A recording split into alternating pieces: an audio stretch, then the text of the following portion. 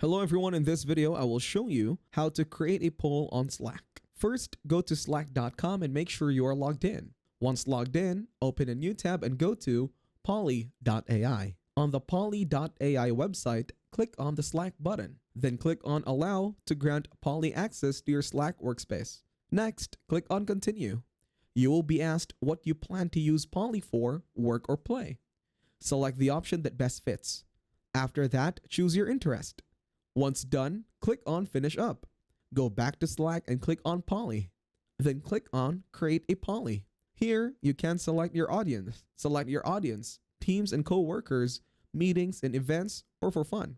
Click on Create New, Create Question section and write your question. Select the type of question.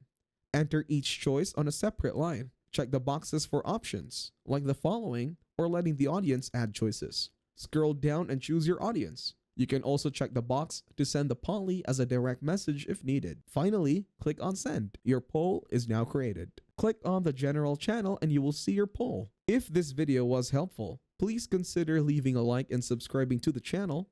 With that being said, I will see you in the next video.